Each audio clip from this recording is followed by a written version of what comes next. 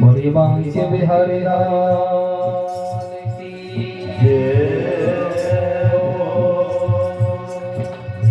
श्री गुरु चरण सरोज रज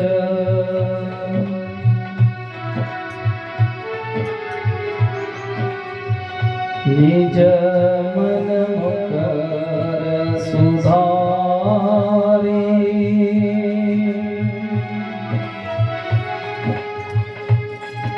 बरनहु रघुबर विमल जसु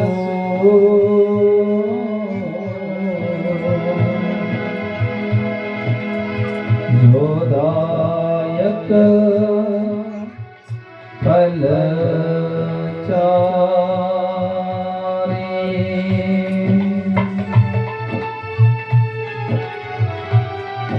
बुद्धिहीन तनु जानिके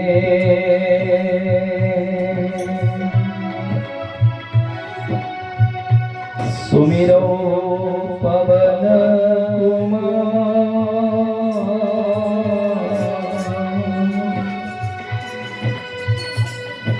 बल बुद्धि विद्या देहु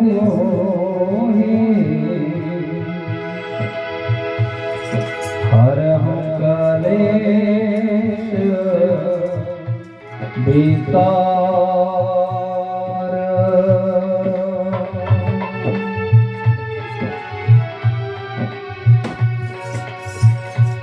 गुरुर् ब्रह्मा गुरु विष्णु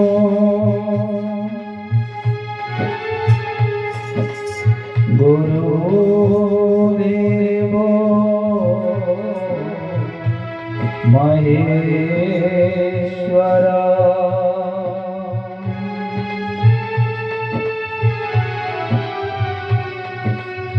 गुरु साक्षात् परब्रह्म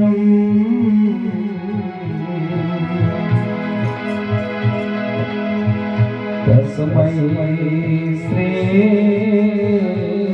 गुरुवे नमः।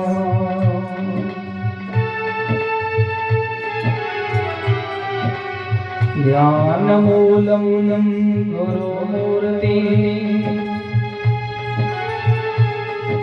पूजानं गुरुपदम्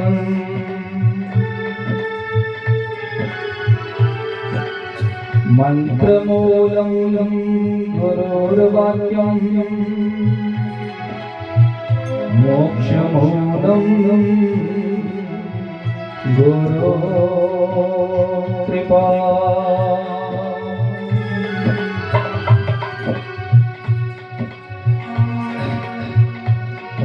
भक्त भक्ति भगवंत गुरु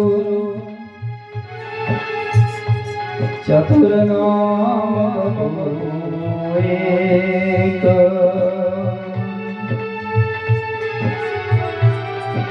इनके पद वंदन की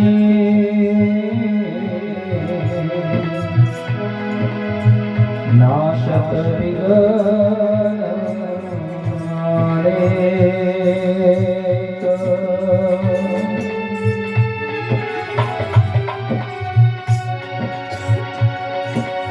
कस्तूरी तिलकम ललाट पटले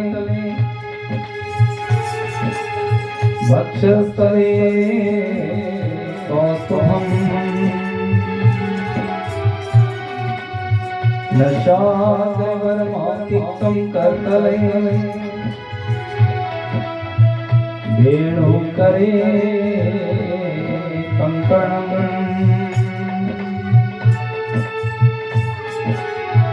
सर्वांगे हरिचंदनं सुललितं कंठे सुमुक्तावली गोपे स्त्री परिवेष्टितौ विजयते गोपाल चूड़ामणि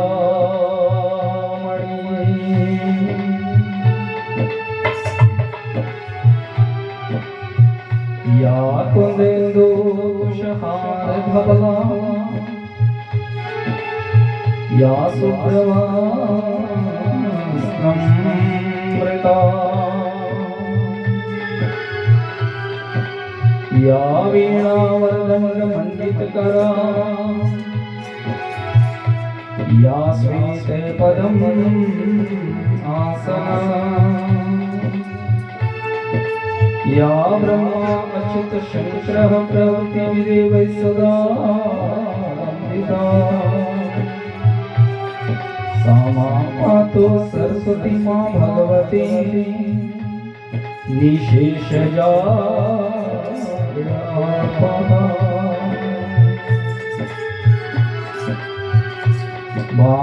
वीणादरे विपुल मंगलदान शीले भक्ति अर्ति नाशनी विरंचि हरि वंदे कीर्ति प्रदे अखिल मनोरथ दे महाहे विद्या प्रदायिनी सरस्वती नौमी नित्यम्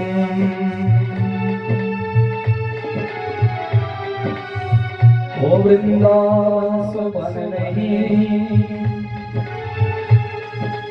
और नंदगाम सोना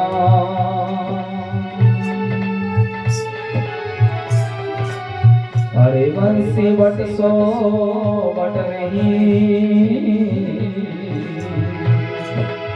और कृष्ण नाम सोना जय श्री राधा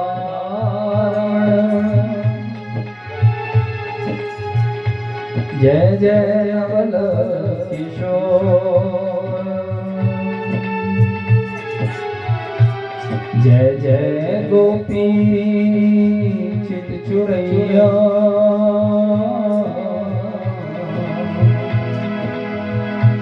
जय जय मातन चोर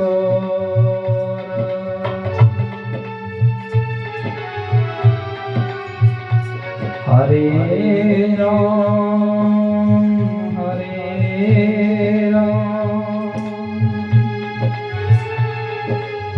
राम राम हरे हरे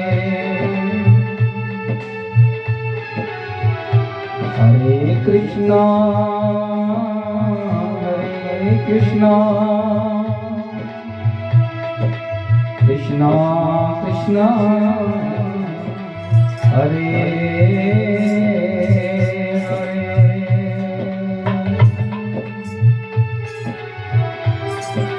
आइए हनुमंत विराम किए कथा करो मति अनुसार तुम दास रघुनाथ के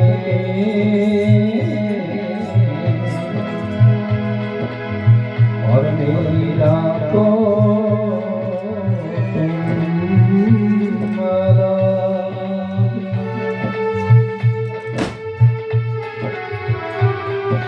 कथा प्रारंभ होता है जो सुनियो वीर हनुमान राम लखन सीता जानकी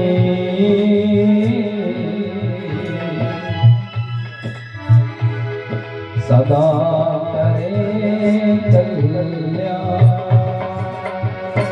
सियापति रामचंद्र की जय सियापति रामचंद्र की जय प्रभु रामचंद्र की जय प्रभु रामचंद्र की जय सीताराम जय जय राम सीताराम जय जय राम सीताराम जय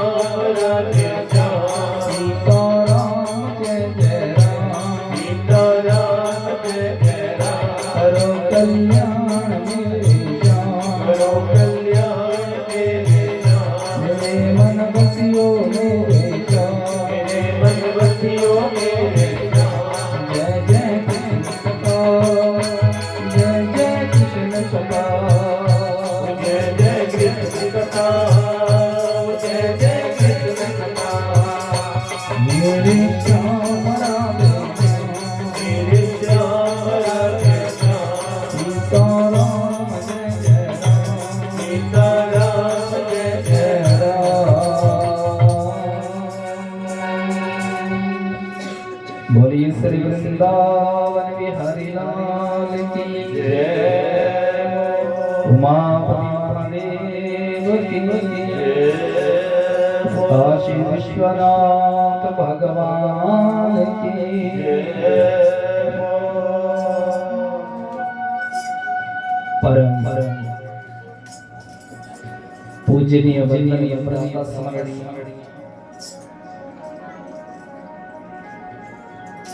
मंगल करने वाली, मंगल को देने वाली भगवत स्वरूपा श्रीमद् भागवत महापुराण की पावन कथा, जिसका हम सब रसपान कर रहे हैं। भगवान जी की बड़ी महती कृपा है और उनकी महती कृपा का ये फल है कि हम इस कली काल के बीच में श्री ठाकुर जी के काम में बैठे हैं। तो श्री बाल गोपाल भगवान के चरणों में कोटि कोटि वंदन। उनकी परश कुंज कुंज में रमण करने वाली श्री जी के चरणों में प्रणाम। यहाँ के कुल देवता, ग्राम देवता, स्थान देवता, वास्तु देवता, पहाड़िया देवता, पितर देवता, बाबा बालकनाथ भगवान और माता ज्वालामुखी की असीम अनुकंपा से, असीम कृपा से ये धर्म यज्ञ इस पावन प्रांगण में हो रहा है। तो भगवान के मन का संकल्प है, भगवान की कृपा समझो कि भगवान जी ने हमारे ऊपर कृपा की और हम सब लोग इस धर्म यज्ञ में बैठे। और देखो चक्रवर्ती राजा जो पूरी धरती का मालिक था, अंत में उसको भी देखो अपना राजपाट छोड़ना पड़ा और उनको पता था कि मेरा कल्याण सिर्फ भगवान के नाम से होगा। नहीं तो देखो वो राजा संपन्न थे, उनके पास सब कुछ था और सब कुछ होने के बाद वो भी तो 6-7 दिन बच्चे थे, अपने परिवार रिश्तेदार में गुजार सकते थे। लेकिन उनको पता था कि मेरा जीवन बिगड़ जाएगा, चाहे मैंने पूरी उम्र धर्म ही किया ना, लेकिन जीवन का ये अंतिम चरण है मेरे का, और इसमें अगर मैं भगवत शरणागति नहीं करूंगा तो मेरा जीवन खराब हो जाएगा। अपनी मति को और अपनी गति को अच्छा करने के लिए उन्होंने भगवत आश्रय लिया। इसलिए देखो तुलसी तन खेत है मनसा भयो किसान, पाप पुण्य दो बीज हैं सोच समझ। ये तन एक खेत है और इसकी बिजाई करता है मन। तुलसी तन खेत है और मनसा भयो किसान। मन इस शरीर की बिजाई करता है और इस शरीर में 2 ही बीज पड़ते हैं, एक पाप का और एक पुण्य। पाप पुण्य 2 बीज हैं। अब हम कौन सा बीज डालने जा रहे हैं? बोलो बोलो। अगर इस पावन प्रांगण में ये धर्म यज्ञ हो रहा है ना बात, इस पावन प्रांगण में ये यज्ञ हो रहा है, तो सोचो यहाँ पत्नी कौन से पुण्य थे, इस तरह की क्या गुण था, और जिसकी उस गुण की कृपा से, उन संतों की, उन बुजुर्गों की कृपा से हम लोग यहाँ इस पावन आंगन में बैठ के भगवान का नाम सुन रहे हैं। बोलो बोलो। कोई पूरे इलाके में यही परिवार थोड़ी धनवान है, ये भी बात है ना। पैसे वालों की कोई कमी है, पैसे वालों की कमी थोड़ी है यहाँ, लेकिन ये सोचिए कि कृपा किसी किसी के ऊपर ठाकुर जी करते हैं, हर किसी के ऊपर नहीं करते। इसलिए देखो जब थोड़ा सा काम में बाधा हुई थी ना बीच में, तो मैंने तो बोला था, लेकिन देखो बेटे ने चंडीगढ़ से क्या बोला, नहीं आप ऐसा मत करना पड़ेगा, कोई बात नहीं, आप काम करते रहिए, कोई दिक्कत नहीं। और देखो भगवान की कृपा समझो, और जीव के यही पुण्य जो है वो बचाते जाते हैं। पुण्य सदा चमकते हैं, मैंने बोले कभी नष्ट नहीं होते। तो भगवान की कृपा से देखो ये पावन बेला हम सब के लिए। आइए भगवत नाम से कथा में प्रवेश करें। बोलिए वृंदावन बिहारी लाल की जय,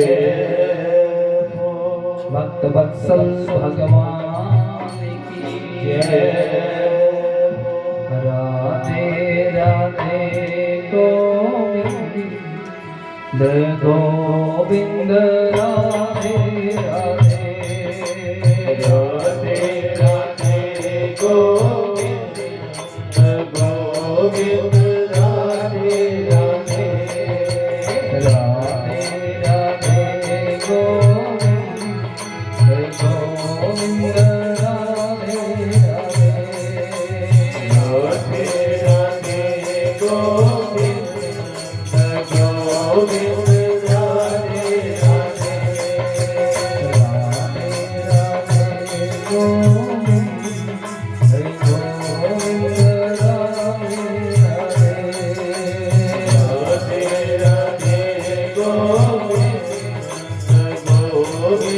राधे राधे।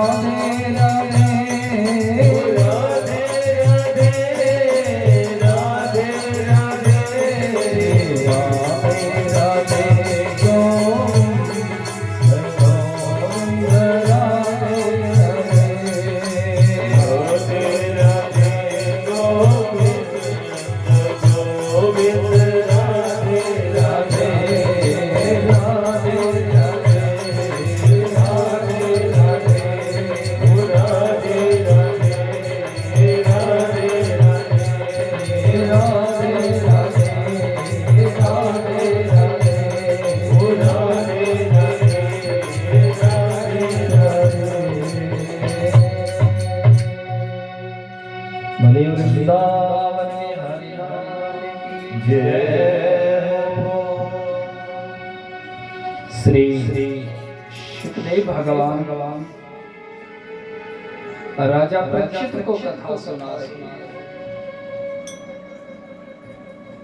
और राजा ने उन भोगों का त्याग कर दिया जिन भोगों में हम लोग सुख मानते हैं। बोले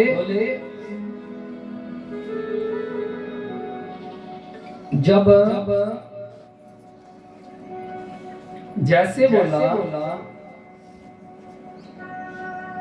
भूख भोग सुख की जो असत्ता है वो क्या है? बोले जैसे भोगों में सुख नहीं है, जिन भोगों को हम भोगते हैं बोला उन भोगों में सुख नहीं है। बोला भोग कैसे होते? बोला जैसे पानी में घी नहीं होगा कभी कि होगा रेत में कभी तेल नहीं होगा, अग्नि में कभी शीतलता नहीं होगी। ऐसे ही बोला जो भोगों के सुख में ये समझते हैं कि भोग करने से भोग रखने से हमें सुख मिलेगा, तो बोला ये मूर्खता है और उस जीव को सदा निराश रहना पड़ता है। और भोग सुख पाने के लिए संभावना से वो नाना प्रकार से हर चीज का अर्जन करने में लगा रहता है। पहले अर्जन करने में दुख मिलेगा, फिर जब अर्जन हो जाएगा तो नित्य नए दुखों में वो जीव को जलना और तपना पड़ता है। खाने में सुख है ना, लेकिन देखो कई बार जब शरीर बिगड़ता है तो बोलते हैं कि इस चीज को मत खाया हुआ, छोड़ दो। बोलते हैं ना फिर जिस चीज में हम सुख मानते हैं ना वही चीज हमारे लिए विष हो जाती है। इसलिए भोगों में सुख नहीं है। और भोग की जो वासना मनुष्य के अंदर जागृत रहती है ना, तो भोग जो है वो मनुष्य के विवेक का हरण कर लेते हैं। विवेक की बुद्धि का हरण कर, उसको नहीं लगता पता मैं क्या कर रहा हूँ, क्या हो रहा हूँ। क्यों? क्योंकि हर वक्त दिमाग चलता रहेगा और भले बुरे भविष्य को बोलकर वो साधन और उन चीजों के पीछे अशक्त रहता है। इसलिए बोला हे राजन त्याग में ही सुख है, त्याग में ही सुख है। आज तुम आ गए ना, त्याग कर आए तो समझना कि तुम्हें सुख मिलेगा। तो यहाँ पर राजा परीक्षित ने एक प्रश्न किया, समाह प्रिया ब्रह्मान भूता नाम भगवान स्वयं। इसका क्या हुआ? राजा परीक्षित ने प्रश्न किया कि गुरुदेव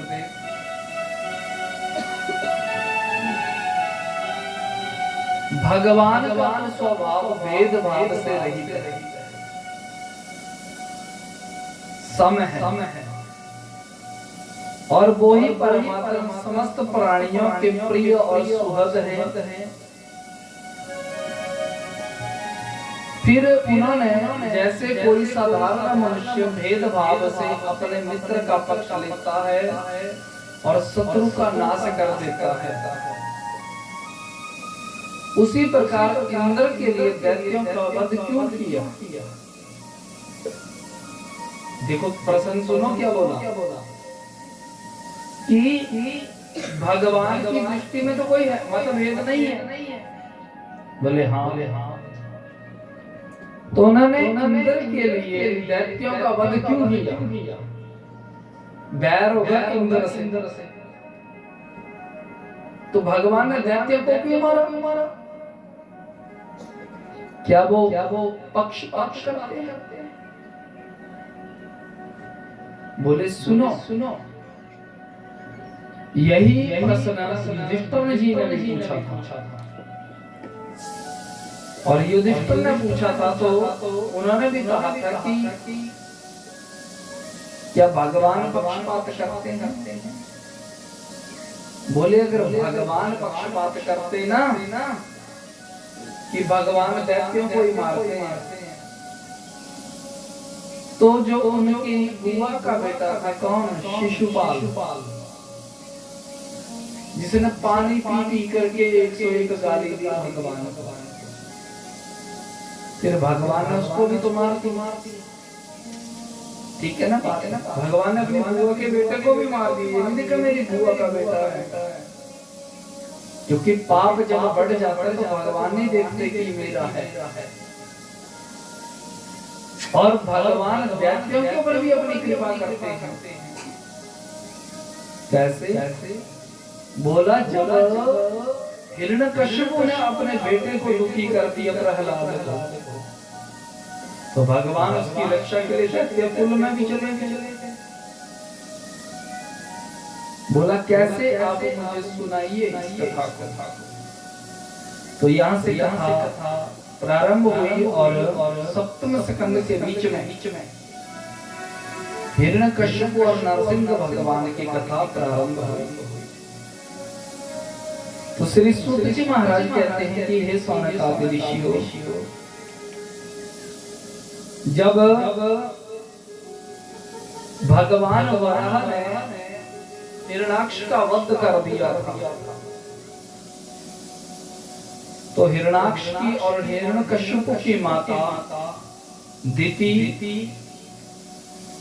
और हिरण्याक्ष की पत्नी रूषा भानु जिसका नाम था, वो बड़ी भारी विलाप करने लगी, और भाई की मृत्यु होने पर हिरण्यकश्यप को भी बड़ा भारी दुख हुआ, और जब उसकी अंत्येष्टि क्रिया कर दी और छुट्टी पाली, तब शाकुनी, सांबर, धिष्ट, वृक, कमलनाग, महानाग, उत्कच, ये हिरण्याक्ष के बेटे ये रो रहे हैं। रूषा भानु रो रही है पत्नी, और माता दिति भी रो रही। तो हिरण्यकश्यप ने क्या कहा? अम्बा अम्बा हे वधू पुत्रा वीरमहर्ष सोचितुम। हे मेरी प्यारी माँ, हे मेरी बहू और हे पुत्रों, तुम हिरण्याक्ष के लिए इस प्रकार का शोक नहीं करना चाहिए। तुम रो रहे हो, दुखी हो ना, तो तुम्हें ऐसा शोक नहीं करना चाहिए। क्यों? वीर पुरुष तो ऐसा ही चाहते हैं कि लड़ाई के मैदान में शत्रु के सामने या तो उसके दांत खट्टे करें या फिर अपने प्राणों का त्याग करें। और जैसे आप रोइए मत बोला। देखो हिरण्यकश्यप कितने ज्ञान की बात देने लगा। क्या बोला? आप रोइए मत। बोला जैसे प्याऊ होता है ना, प्याऊ समझे। अब तो घर नलके हैं, सब कुछ है, लेकिन पहले बावड़ियां होती थी ना, बावड़ियों के ऊपर जैसे गर्मी का मौसम शुरू हो गया तो चलते चलते कई लोग इकट्ठे हो जाते थे पानी लेने के लिए, पीने के लिए, और उस प्याऊ के ऊपर बहुत लोग इकट्ठे हो जाते हैं और थोड़ी देर वो बैठते हैं और थोड़ी देर के बाद क्या होता है, उनका थोड़ी देर में मिलना जुलना होता है, फिर वो अपने अपने स्थान की ओर चले जाते, मिलते और बिछुड़ते रहते हैं। ऐसे ही वास्तव में आत्मा नित्य है, अविनाशी है, शुद्ध और सर्वगत सर्वज्ञ, देह इंद्रिय आदि से पृथक है। वे अपनी अविद्या से ही वे आदि की सृष्टि करके भोगों का साधन सूक्ष्म रूप को स्वीकार करता है और कहते हैं कि हिलते हुए पानी में जो पेड़ों की छाया है वो पेड़ भी हिलते हैं, लेकिन वास्तव में वो पेड़ हिलते नहीं है, वो तो पानी हिल रहा। वैसे ही बच्चों तुम्हारे पिता आप जैसे कुछ देर के लिए प्याऊ के ऊपर लोग इकट्ठे होते हैं, वैसे ही परिवार होता है। ठीक है ना बात? तो जन्म मृत्यु अनेक प्रकार के शोकों से अविवेक यानी विवेक का नाश हो जाता है और ऐसे विवेक की विस्मृति सबका कारण यही अज्ञान है। और कहा कि आप इस चिंता को छोड़ो, आपके पिता एक शत्रु से लड़ते लड़ते शहीद हो गए। शहीद बोला, जबकि ये समझ आ रहा है कौन? हिरण्यकशिपु राक्षस दैत्य। इसलिए बेटा आप विलाप मत करिए और स्वयं आपके पिता को लेने मानो यम आए। इसी प्रकार उनको आश्वासन दिया, वो चुप हो गए, रोना बंद कर दिया, सब कुछ ठीक हो गया। लेकिन उपदेश तो किया, लेकिन अपने मन का द्वेष नहीं गया। अपने मन की वो बेचैनी गई। क्यों? इसने मेरे भाई को मारा है ना, विष्णु ने। मैं इसकी सत्ता को ही समाप्त कर दूंगा, चाहे इसके लिए मुझे कुछ भी करना पड़ जाए। और फिर गुरु शुक्राचार्य के पास चला गया। गुरु शुक्राचार्य से कहा, बताइए मैं कैसे नारायण की सत्ता को समाप्त करूं? वो कहने लगे, सुनो, नारायण की सत्ता को तुम ऐसे नहीं समाप्त कर सकते। क्यों? क्योंकि उनकी सत्ता को समाप्त करने के लिए बड़ा भारी तप चाहिए। तुम ऐसा करो, तप करो। जब तुम तप करोगे तो तप से ही तुम्हारे अंदर बल बढ़ेगा और देवता भी तुम्हारे अधीन हो जाएंगे। लेकिन कोई भी काम करना है ना तो मुहूर्त से करना, और मुहूर्त से काम करोगे ना तो वो मुहूर्त में किया हुआ कार्य ही सफल उत्तर फल देता है। तो तुमको मैं एक बड़ा सुंदर मुहूर्त बताता हूँ। एक मुहूर्त बता दिया, जैसे कोई भी मानो बड़ा अच्छा मुहूर्त तप के लिए। तो बोला, अगर तुम इस तप के बीच में बैठ जाओगे, समय पे तप करना प्रारंभ करोगे तो तुमको फल मिलेगा। जी महाराज। और ऐसे ही तप का मुहूर्त जब निकाल दिया तो आज घर आया और अपनी पत्नी कयाधु से कहने लगा, कयाधु हम कुछ दिन के लिए बोला तप में जा रहे हैं और आज मानो जैसे कल है ना, तो कल में इतने बजे मुहूर्त है, तो मैंने वहां तप में पहुंचना है। बोला आओगे कब? बोला जब मेरा तप पूरा हो जाएगा। जी महाराज। इधर मुहूर्त निकला, उधर देवताओं की छटपटाहट बढ़ने लगी। इंद्र आदि देवता परेशान होने लगे। और जब परेशान होने लगे तो इंद्र आदि देवता ने क्या योजना बनाई? इंद्र आदि देवताओं ने योजना बनाई कि हमको कुछ ऐसा करना चाहिए कि जिससे उनका तप पूरा ना हो। किसी देवता को जाकर के उनके तप में बाधा करनी चाहिए। जैसे ही यूं कहा तो सारे देवता एक दूसरे की ओर देखने लगे, और जब देखने लगे तो नारद की ओर देखा। नारद की ओर देखा, और नारद की ओर जब देखा तो नारद से कहने लगे, नारद जी। बोले हाँ जी। बोला आप हमारा काम करो ना। बोले हम आपका क्या काम करें? बोले आज हिरण्यकश्यप तप के लिए जाएगा ना, तो आप ऐसा करिए कि उनका तप पूरा ना हो, उस तप में आप बाधा कर दीजिए। जैसे ही कहा आप उनके तप में बाधा कर दीजिए, तो नारद बोले मैं क्यों जाऊं?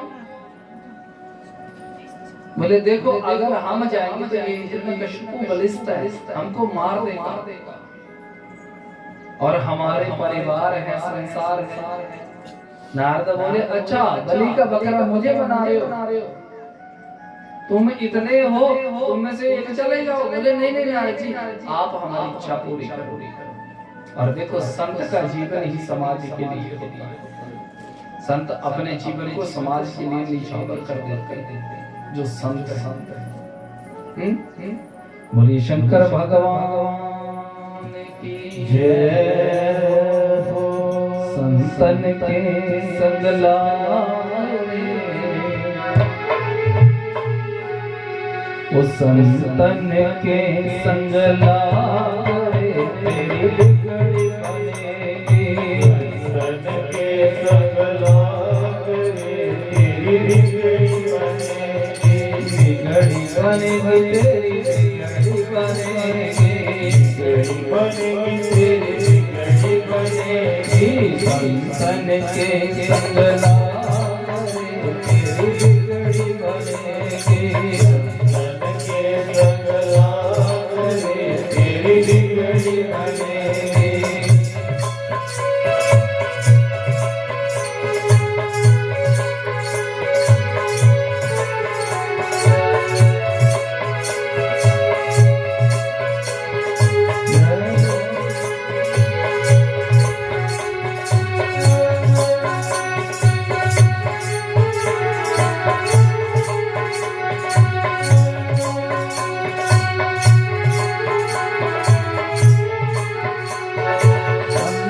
संग कर कमाई, संग कर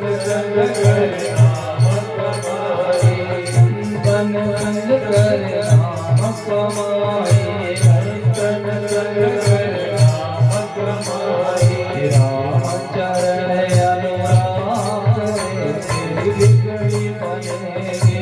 राम चरण अनुराग, तेरी बिगड़ी बनेगी। बनेगी तेरी बिगड़ी बनेगी, बिगड़ी बनेगी तेरी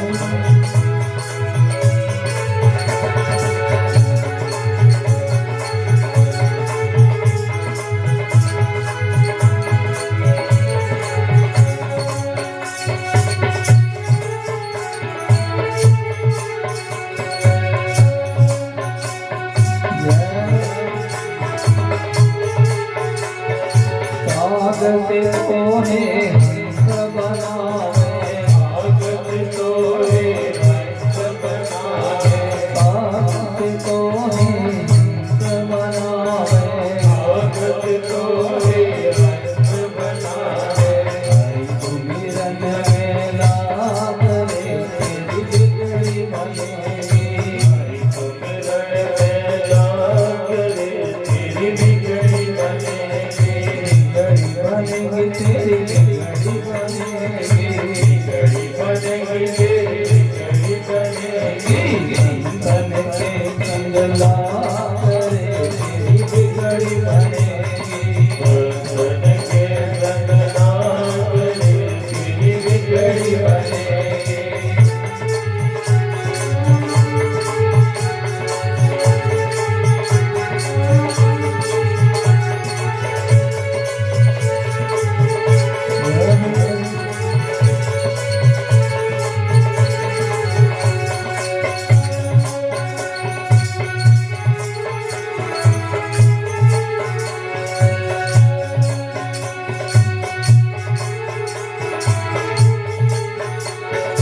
मोह विषाद में दिन लाए, मोह विषाद में दिन लाए, मोह विषाद में दिन लाए, मोह विषाद में दिन लाए।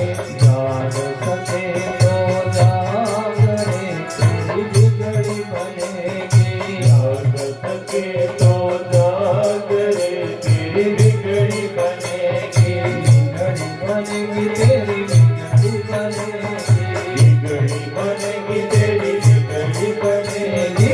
संतन के संग लाग रे तेरी बिगड़ी बनेगी, संतन के संग लाग रे तेरी बिगड़ी बनेगी।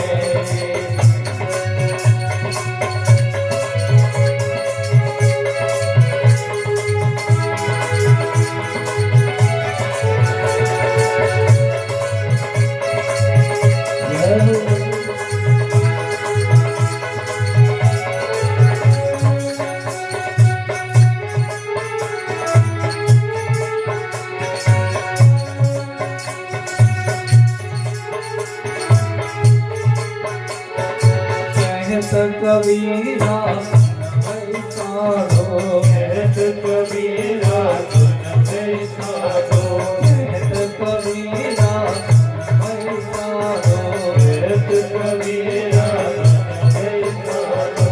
सतगुरु नाम आधार रे तेरी बिगड़ी बनेगी, सतगुरु नाम आधार रे तेरी बिगड़ी बनेगी। संतन के संग लाग रे तेरी बिगड़ी बनेगी, संतन के संग लाग रे तेरी बिगड़ी बनेगी, संतन के संग लाग रे तेरी बिगड़ी बनेगी, संतन के संग लाग रे तेरी बिगड़ी बनेगी। बोलिए वृंदावन बिहारी लाल की जय।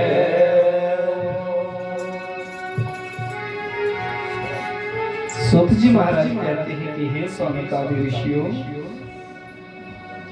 हिरण्यकश्यप तप के लिए गया और नारद एक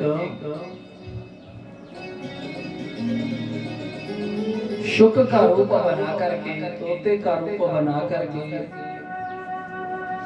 मानो जिस पहाड़ी के ऊपर, जिस पर्वत के ऊपर उन्होंने तप करना था, तो बोले मंदरांचल की एक घाटी थी, उसके ऊपर वो तप के लिए गया था और द्रोण पर्वत के ऊपर जाकर के उसने तप करना था। जैसे ही बोला हिरण्यकश्यप तप के लिए बैठा, पहले उसने इर्द गिर्द देखा कि यहाँ नारायण नाम की कोई सत्ता है तो नहीं, अभी बस बैठने के लिए तैयार हुआ, लेकिन एक मानो पेड़ के ऊपर जो नारद शुक रूप में आए हैं अब शुक जो है वो बोली कई बोलता है, तो उसने ऊपर से बोल दिया नारायण नारायण। जब नारायण नारायण बोला तो श्री सूत जी महाराज कहते हैं कि हिरण्यकशिपु विस्मय हो गया, ये नारायण की आवाज कहां से आ रही है। जब ऊपर देखा तो देखा ओ अच्छा शत्रु का गुणगान करने वाला पक्षी, पहले इसको भगाना पड़ेगा यहां से। और उस पक्षी को भगाने के लिए वो उस पेड़ के ऊपर चढ़ गया। तो जहां से ऊपर चढ़ा तो वो शुक उड़ गया, जाकर के वो दूसरे पेड़ के ऊपर बैठ गया। एक से दूसरा, दूसरे से तीसरा करते करते वो मुहूर्त निकल गया। जैसे ही मुहूर्त निकला तो हिरण्यकशिपु ने सोचा, गुरुजी ने कहा था काम मुहूर्त से होगा वो ही फल देगा, तो आज का मुहूर्त तो इस शुक ने खराब कर दिया, अब मुझे शीघ्र ही घर जाना चाहिए और दोबारा मुहूर्त निकाल के फिर तप में आना चाहिए। जैसे ही बोला घर आया तो कयादु पूछने लगी, आप तो तप के लिए गए थे, आप इतनी जल्दी वापस क्यों आ गए, तप पूरा हो गया। तप कहां पूरा हुआ कयादु, शत्रु का गुणगान करने वाला वो पक्षी नारायण नारायण बोल रहा था। आज नारायण जब सुना ना, विष्णु जब सुना ना, तो कयादु प्रसन्न हो गई। चलो शत्रु भाव में ही नाम तो लिया, अच्छा तो फिर कयादु मेरा समय खराब कर दिया उसने, मेरा मुहूर्त निकल गया, कोई बात नहीं, चलो आप थके हैं, आप भोजन पाइए। भोजन कराया तो कयादु ने फिर बात छेड़ दी। अच्छा आया कैसे, बोला पता नहीं कहां से आया वो दुष्ट, और मेरे सिर के ऊपर बोलने लग पड़ा नारायण नारायण।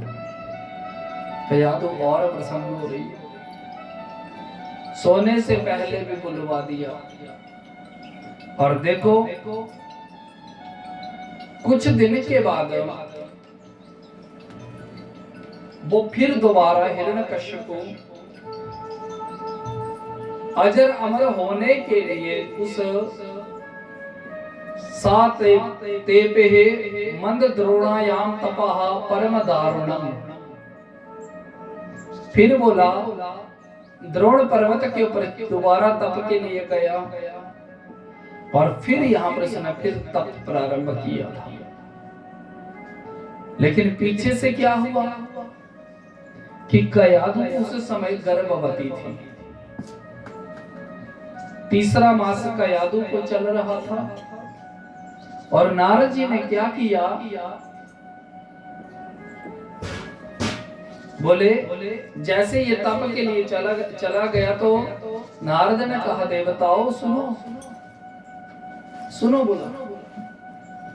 बोला जो कयादु है वो गर्भवती है इस समय, और उसके गर्भ से जो भी बालक निकलेगा वो भी आपका शत्रु ही होगा, तो शत्रु को पैदा होने ही मत दो। देखो नारद ने ये बात जरूर बोली, और इंद्र ने इस बात पे ऊपर विचार नहीं किया कि ये नारद जी क्या बोल रहे हैं, और इंद्र गया और जाकर के कयादु का पाताल लोक से अपहरण कर लिया। कयादु को लेकर के जा रहा है कि मैं इसको और उसके बच्चे को गर्भ को नष्ट कर दूंगा। देवर्षि नारद फिर मिल गए मार्ग में, नारायण नारायण। अरे इंद्र क्या कर रहे हो तुम, क्या कर रहे हो प्रभु, कहा कि प्रभु, बोलिए शंकर भगवान की जय। क्या कर रहे हो आप लोग,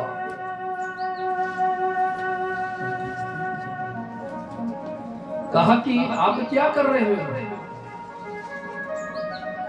जैसे ही कहा क्या कर रहे हो आप,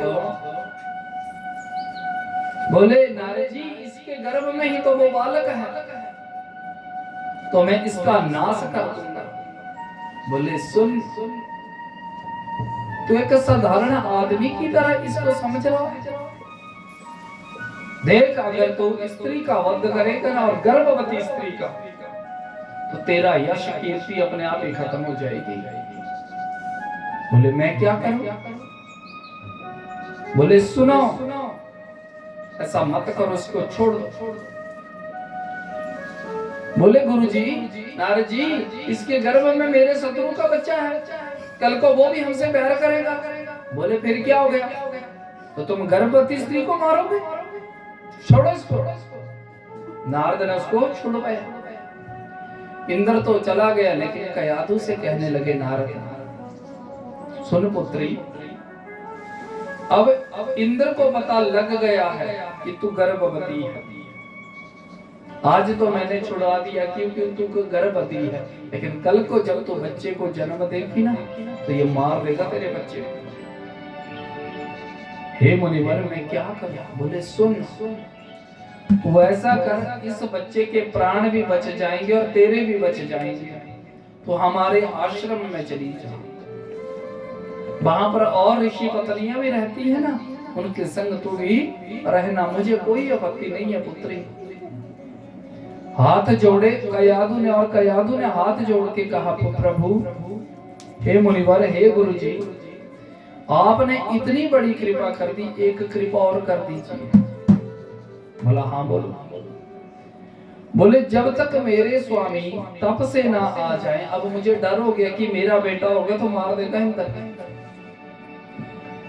अब आप इतनी कृपा कर दीजिए कि जब तक मेरे स्वामी तप से वापस नहीं आ जाते ना, तब तक इस गर्भ को मैं धारण ही करके रखूं, और इसका जन्म ही तब हो जब वो मेरे पति घर आए।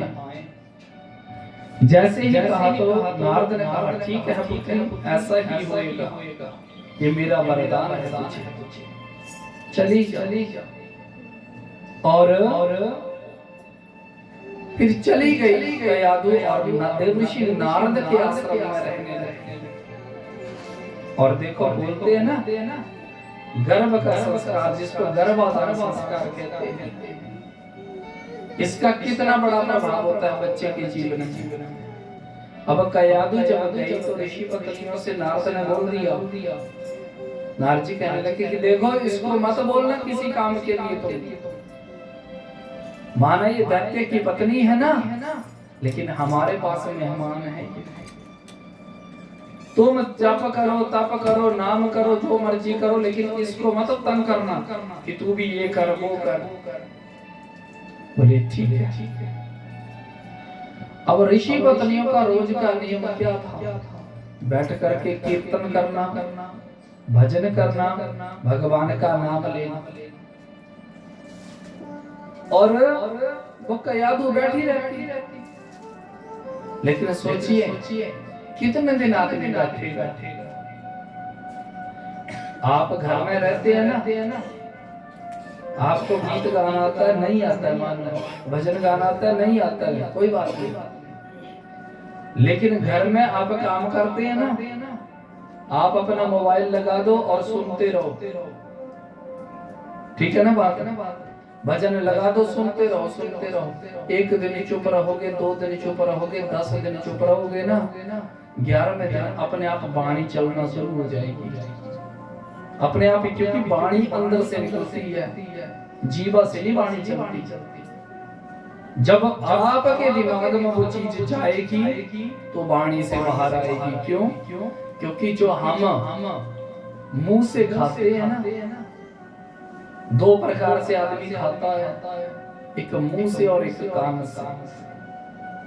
कान से जो खाता है वो जुबान से आता है, सुन रहे हो ना? कान से जो खाता है वो जुबान से आता है, और जो वाणी से खाता है वो मल मूत्र से बाहर आता है। जो मुंह से खाते हैं ना हम रोज अनाज, शरीर को जितनी जरूरत है वो मिलेगा, बाकी क्या बनेगा? मल मूत्र।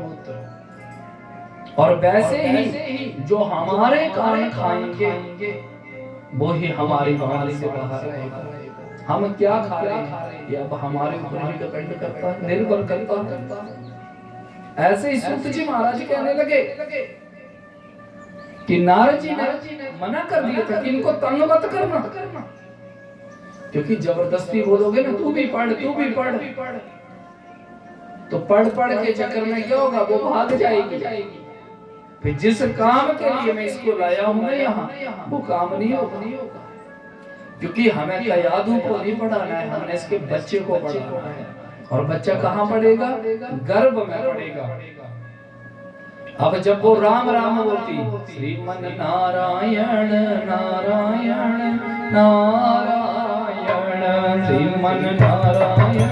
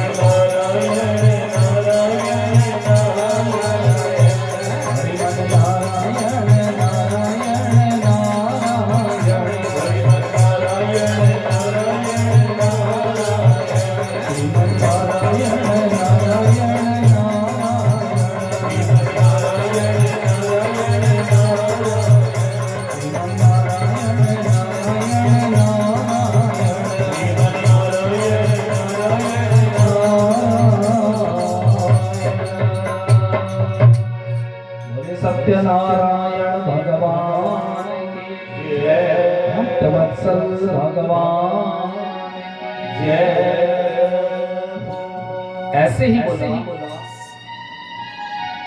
तयादु वहां रही और द्रोण पर्वत के ऊपर हिरण्यकश्यप ने भयंकर तप किया। गर्मी में चारों तरफ आग जला करके सर्दी के बीच में पानी के बीच में और गीले कपड़े डाल करके उसने तप किया। पैर के एक अंगूठे के ऊपर भयंकर तप किया और तो और शरीर को दीमक भी लग पड़ी। इतना तप किया था हिरण्यकश्यप। ओम ब्रह्मणे नमः। दैत्य इतने वरिष्ठ थे, तब उनके उद्धार के लिए भगवान को आना पड़ा। दैत्य जरूर थे लेकिन वो इतने बलिष्ठ थे। और सोचो हमसे दैत्य भी अच्छे थे। त्रेता युग में जब हनुमान जी लंका चले ना, तो लंका में जब गए तो चलने से पहले हनुमान जी ने पूछा सुग्रीव से, महाराज ये बताइए कि मुझे वहां पता कौन दे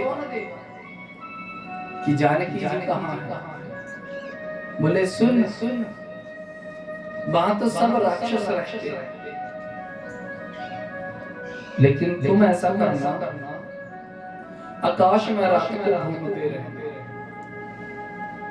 और जो सुबह ब्रह्म मुहूर्त में उठ के नहा के धो करके भगवान का भजन करे ना, वो दिव्य आत्मा ही तो होगी कोई। ये पास बैठ दिया, ये पहचान दी, क्योंकि जो 4 बजे सुबह पूजा कर रहा है ना उठ के, वो भगवान का ही उपासक है, भगवान का सेवक है वो।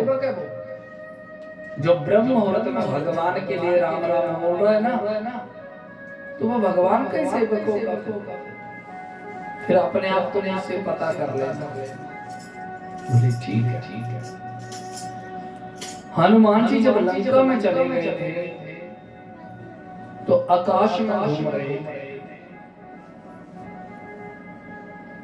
घूमते सुबह का समय का इंतजार होने लगा तो देखा 4 बजे सबके घरों में ही दीपक जल गए। दीपक जले ना और सब के ऊपर नजर रख रहे थे। कौन? बोला वो लोग उठे, नहाए, फिर क्या किया? नहाने के बाद सब ने ब्रह्म मुहूर्त में महादेव की पूजा की, क्योंकि लंका के जो राक्षस थे वो किसकी पूजा करते थे? शिव की। रावण इतना बड़ा विद्वान है, वो किसकी उपासक था? शिव का। तो सब अपने संध्या वंदन में लगे हैं, शिव पूजा में लगे हैं। सारे ही घरों में यह सौ है। हनुमान कहने लगे राजा ने तो कहा था वहां तो राक्षस रहते, यहाँ तो सारे पुजारी हैं। बोल अब पता कैसे लगे कि कौन धर्मात्मा है? बोले चलो थोड़ी देर देखते हैं। पूजा हुई, पूजा होने के बाद फिर सब ने अपनी अपनी तलवारें उठाई और फिर वही मार धाड़ करने के लिए निकल। लेकिन एक घर ऐसा देखा कि वहां पर एक आदमी निकला, उसने सूर्य को वंदन किया, अर्घ दिया। अर्घ देने के बाद फिर वो राम राम जपने के लिए दोबारा बैठ गया। बोली उठाई उसने तलवार। तो हनुमान जी इन्हीं के पास गए थे और यही थे भविष्य। अब सोचो बात ये नहीं थी कि भविष्य अच्छा था और राक्षस, ये सोचो कि राक्षस भी अच्छे थे वहां पे। क्यों? क्योंकि जो सुबह जल्दी उठते और जल्दी उठने पर क्या करते थे? उठने के बाद नहाना धोना और अपना क्या करना? पूजा पाठ करना। हाँ एक बोलो है ना। और हम लोगों की क्या स्थिति है? कई तो 8-8 बजे उठ रहे हैं, 9-9 बजे उठ रहे हैं। बोलो है कि नहीं? क्यों? अब सोचो जो बच्चा 8 या 9 बजे उठेगा, पूरी दुनिया नहा के खा के अपने काम पे भी चली गई, वो क्या बनेगा? कई लोग क्या बोलते, हमारा बेटा 2-2 बजे तक पढ़ता है रात को। अब निशाचर वेला में पढ़ोगे तो वृत्ति कैसी होगी? निशाचर होते हैं रात को चलने वाले, कौन? भूत प्रेत। जबकि नियम क्या है पढ़ाई का कि रात को जल्दी सो जाओ और प्रातः जल्दी उठ जाओ। बोलो 10 बजे बैठेगा, 2 बजे तक पढ़ेगा, 4 ही घंटे हुए ना। तो सुबह 4 बजे से सुबह 7 बजे तक पढ़ेगा तो कितने घंटे हो गए? है ना? और फिर माता पिता सो गए, अब बच्चा पता नहीं पढ़ रहा है कि कॉपी में वो दूसरा पाउडर डाल के पी रहा है, नशा कर रहा है। कौन देखेगा? कई बच्चे पढ़ाई के चक्कर में नशा करते हैं रात को जागने के लिए। अब सोचो जितना आदमी रात को जागृत रहेगा, समझे ना बात? आप सोचो आप डेली सोते हैं ना, एक दिन 11, 12, 1 बजे सोए तो देखना दिन में कैसा निकलेगा गला। लेकिन जो बच्चा रात को लेट सो रहा है, जो बच्चा रात को लेट सो रहा है, उसकी व्यवस्था, उसकी अवस्था कैसी होगी? क्योंकि रात को सोने से ही रस बनते हैं शरीर में, और रस तब बनेंगे जब हमारी क्रिया समय पे। अब सोने के टाइम में जागना और जागने के टाइम में सोना, देखो ये कलयुगी पढ़ाई है। गुरुकुल की विद्या क्या थी? रात को जल्दी सुलाना और सुबह जल्दी उठाना, ये पढ़ाई है गुरुकुलों की। आज गुरुकुलों की छोड़ो, ये बोर्डिंग स्कूल है ना, जैसे सुजानपुर में है सैनिक स्कूल, तो सोचो यहाँ बच्चे 9 बजे से पहले सुला देते हैं उनको, चाहे तू सो चाहे मत सो, और सुबह 4 बजे तुझे खड़ा होना पड़ेगा। बहानी आती कोई माई, मेरे लाला को मत उठाओ, वहाँ हवाई ऑर्डर उठना पड़ेगा, और जो उठेगा नहीं ना वो पूरा दिन लेट रहेगा। ऐसे ही ये नियम है शरीर को चलाने का, जीवन को चलाने का। सूत जी महाराज कहते हैं कि हे सौनकादि ऋषियों, बड़ा भारी तप किया हिरण्यकश्यप, और हिरण्यकश्यप ने इतना बड़ा तप किया, और इतने बड़ा तप करने के बाद उनके सामने ब्रह्मा जी प्रकट हुए। बोलिए ब्रह्मा भगवान की जय। ब्रह्मा कहने लगे, पुत्र हम तुम्हारे ऊपर प्रसन्न हैं, नेत्र खोलो, वरम ब्रूहि, हम आपको वरदान देने के लिए आए। जब कहा हम आपको वरदान देने के लिए आए हैं, वरम ब्रूहि, वरदान मांगो आपको बोला। जैसे ही कहा वरदान मांगो, तो क्या मांगा? बोले ब्रह्मा जी आप मुझे अमर कर दो। ब्रह्मा जी कहने लगे, भैया सुनो, अजर अमर हम ही नहीं तो आपको कैसे करें? बोले तो बोला आप कोई दूसरा वरदान मांग लो। क्या मांगा? बोला आपके द्वारा बनाई गई 84 लाख योनियों में हम किसी से ना मरे, किसी से भी ना मरे, ना हम दिन में मरे, ना हम रात में मरे। अच्छा, ना हम अंदर मरे, ना बाहर मरे, ना अस्त्र से मरे, ना शस्त्र से मरे। 84 लाख मनुष्य से तो क्या, जानवर से किसी से ना मरे। और तो और बस इतना वरदान दे दो कि आपके बनाए गए 12 महीनों में भी हम ना मरे। इतना वरदान मांगा। ब्रह्मा ने कहा तथास्तु, प्रसन्न हो गए। और जैसे ही प्रसन्न हुआ तो वरदान पाकर के आज संपन्न होकर के जब घर आया तो क्या देखा? अपनी पत्नी को ढूंढने लगा। तो जैसे ही पत्नी को ढूंढने लगा तो पत्नी तो नहीं मिली। लोगों ने बताया आपके चले जाने के बाद उस इंद्र ने यहाँ आक्रमण किया और आपकी पत्नी कयादू का अपहरण करके ले गए। उसके बाद हमको नहीं पता वो कहाँ। कयादू को ढूंढने के लिए वो स्वर्ग की ओर चले तो नारद मिल गए। नारद पूछने लगे, अरे हिरण्यकश्यप क्या बात है? बोला, मैं उस इंद्र का सिर फोड़ दूंगा, उसका दो टुकड़े कर दूंगा।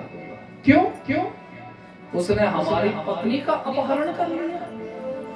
बोले, अरे किया था, लेकिन हमने उसी कशानुष को कयादू को उसके जाल से छुड़वा लिया। और हाँ, वो बेचारी तो गर्भवती है। हाँ गुरुजी, उस समय वो गर्भवती थी। तो आप धैर्य रखिए, वो सुरक्षित है, हमारे आश्रम के ऊपर है। ऋषि पत्नियों के साथ वो रहती है। गुरुजी, तो वो गर्भवती थी, वो बच्चा क्या बोला?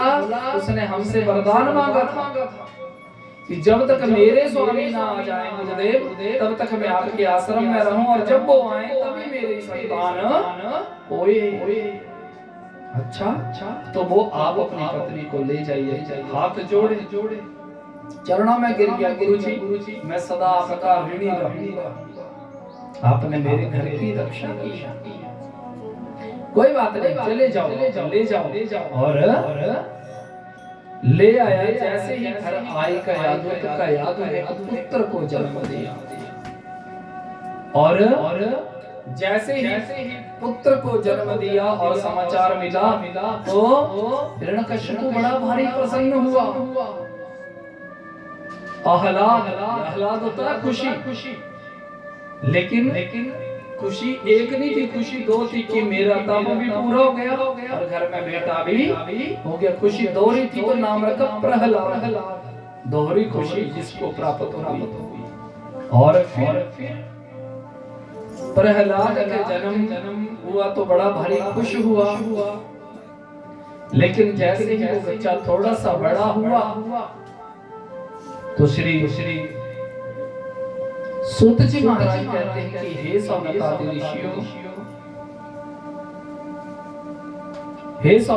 ऋषियों, उस बालक को पढ़ने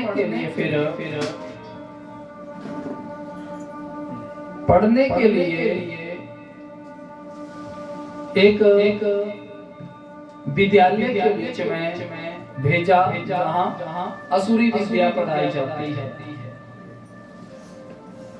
तो कहा कि शुक्राचार्य जो दैत्यों के पुरोहित थे और शुक्राचार्य के दो पुत्र थे, एक का नाम था संड और दूसरे का नाम था अमरक। वे दोनों राजमहल के पास ही रहकर हिरण्यकश्यप के द्वारा भेजे हुए नीति निपुण बालक प्रहलाद को और दूसरे पढ़ने योग्य दैत्य बालकों को राजनीति, अर्थनीति इत्यादि पढ़ाया करते थे। और बोला उस पाठ का मूल आधार था असुरी विद्या। तो हिरण्यकश्यप का वो प्रहलाद नाम का बेटा पढ़ने के लिए गुरु जी के आश्रम में गया। और जैसे ही गया तो अन्य दैत्य बच्चे भी वहां पढ़ते थे। तो गुरु जी ने संड अमरक ने शुक्राचार्य के दोनों पुत्रों ने पढ़ाया कि देखो बेटा, ये विद्यालय जिनकी कृपा से चलता है और जिनकी कृपा से ये चलता है वो कौन है? भगवान हिरण्यकश्यप। ऐसा क्यों बोला? क्योंकि जब हिरण्यकश्यप तप करके आ गया था तो इसने विष्णु भगवान को मारने के लिए योजना बनाई कि मैं विष्णु को पहले समाप्त कर देता हूं। ये सीधा वैकुंठ में चला गया, लेकिन वैकुंठ में नारायण नहीं थे। और जब विष्णु भगवान वैकुंठ में नहीं मिले तो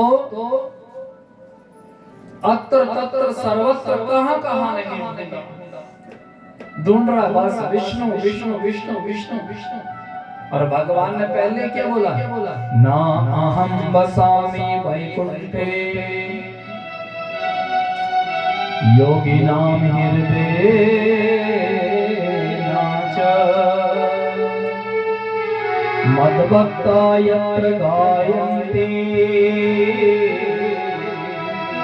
तत्र तिष्ठामि नारद। कि मैं वैकुंठ में नहीं रहता, मैं योगियों के पास नहीं रहता। बोले प्रभु आप कहाँ रहते हैं? मैं वहां रहता हूँ जहाँ मद भक्त यत्र गायन्ति, जहाँ मेरा नाम चलता है मैं वहां जाता हूँ बोला। और विष्णु विष्णु कौन बोल रहा था? विष्णु कहाँ है विष्णु? जो भी मिलता विष्णु मिला नहीं मिला अत्र तत्र सर्वत्र ढूंढा लेकिन उसको नहीं मिले। बोले भगवान कहाँ है? भगवान छुप गए। कहाँ छुपे? बोले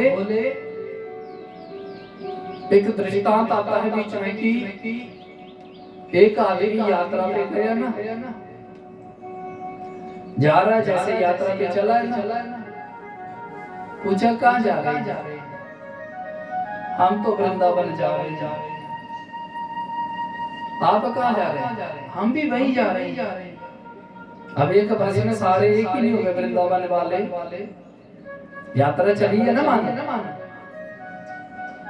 अब सारे यात्री नहीं है वो, लेकिन अगर बीच में कोई चोरी हो तो क्या पता लगेगा? ये भी है ना दिक्कत। अगर कोई चोरी हो तो क्या पता लगेगा? लेकिन एक गया वो चोर था, उसको यात्रा उतरा से कोई मतलब नहीं, उसको सिर्फ चोरी करनी थी। सीट मिल गई दोनों को साथ में ना, तो पूछा जैसे दो माताएं चली, हाँ जी माता जी आप कहाँ जा रहे हैं? वृंदावन। आप हम भी कहीं जा रहे हैं। और फिर हो गई सब सीटें साथ है तो बात करनी नहीं है। बात करते करते करते पहुंच गए। और जब पहुंचे तो दोनों ने एक कमरा ले लिया। कमरा जब ले लिया तो कमरे में रहने लगे ना, विश्वास है ना साथ आए हैं। लेकिन अब एक दूसरे की सामान की रखवाली भी कर रहे हैं। जैसे कोई बस में एक उतर के गया तो मेरा सामान देखना आया मैं, ठीक है जाओ। दूसरा भी बोल रहा है हाँ मेरा भी देखना, ठीक है। रास्ते में खाया भी तो जब माता ने निकाला ना पर्स तो देख लिए चोरनी ने वैसे खूब है इसके पास। लेकिन अभी नहीं, वहीं करेंगे हिसाब, क्योंकि मैं तो बस में तो हल्ला हो जाएगा। ऐसे ही वो चले गए कक्ष में। जब कमरे में रुक गए ना, तो जो माता अच्छी थी उसको भी डांट हुआ कि इसकी बातें बड़ी अजीब है। जब सो गए दोनों सो गए। सुबह जब हुई तो बोला चाय पियोगे? हाँ पीनी है। तो चलो फिर चाय लाती हूँ। जो अच्छी थी वो चाय के लिए गई। आई जब वो चाय के लिए चली गई, जो पीछे रही उसने पूरा बैग उसका टटोल दिया। उसका जो बैग था पूरा, क्योंकि पैसे तो वही रखे थे, लेकिन सुबह पैसे नहीं मिल रहे उसको। जब सारा टटोल के वो चुपचाप हार के बैठ गया, मैं मिले ही नहीं तो क्या करना। तो जब चाय आ गई और चाय वाला आ गया ना चाय देने के लिए, तो पूछा उसने कितने पैसे हुए? बोला अब 2 कप है तो 20 रुपए हुए आपके। अच्छा। जो माता अच्छी थी उसने बोला जो आंटी बहन जी अपने सराहने से यह क्या? बोले मैं तेरे सराहने चलाती पर्स पाया था तेरे से। अब वो तिहादे पर सराहने तोड़ दी रही अपना दिखे। बोलो चोर दूसरे के अपना नहीं टटोलता कभी। भगवान ने भी ऐसा ही किया कि ये मुझे हर जगह ढूंढेगा, अत्र तत्र सर्वत्र, कहां कहां नहीं ढूंढेगा, लेकिन अपने अंदर नहीं ढूंढेगा। इसलिए भगवान उसी के अंदर छुप गए थे। और फिर वो तभी तो बार बार बोलता, नारायण कहाँ है, विष्णु कहाँ है। भगवान उसी के अंदर छुप गए। अब ढूंढता रहे कहां कहां ढूंढना है। तो जब ढूंढ ढूंढ के थक गया ना, उसने देख लिया कि नारायण विष्णु नाम की कोई सत्ता है ही नहीं, कोई नहीं रहता। यहाँ ऐसे बोलते हैं विष्णु विष्णु। तो उसने यही कह दिया कि अब हिरण्यकश्यप ही भगवान है। क्यों? उसने देवताओं को भी युद्ध के लिए ललकारा। बड़े बड़े जो भी पहलवान बनते थे उनको भी ललकारा, अपने हाथ जोड़े, हम नहीं लड़ सकते। क्यों? सबको पता था हम से ये मरेगा नहीं। और तो और ब्रह्मा को भी ललकारा, जिनसे शक्ति पाई ना उनको भी, आ जाओ आप बड़े भारी पिता बने हो ना, आ जाओ। बोले क्यों? युद्ध करो हमसे। बोले ना हम नहीं कर सकते। बस तो फिर ये विष्णु है कौन? तो है कोई नहीं है। मतलब हमारे डर के मारे या तो वो भाग गया है, छोड़ गया सब कुछ, या कोई है ही नहीं। ऐसे ही उसने प्रचार कर दिया और खुद को क्या मान बैठा? भगवान। धरती के ऊपर भी हर जगह यही पोस्टर लगा दिए, बैनर चारों तरफ कि हम भगवान हैं। समझे ना बात? हम भगवान हैं। अब सोचो, भगवान के अलावा थोड़ी कोई प्रकट होता। एक दिन मैं इधर आ रहा था सुजानपुर में, तो वहां एक पोस्टर लगा बड़ा भारी, पता नहीं छुड़ा दिया कि लगा है।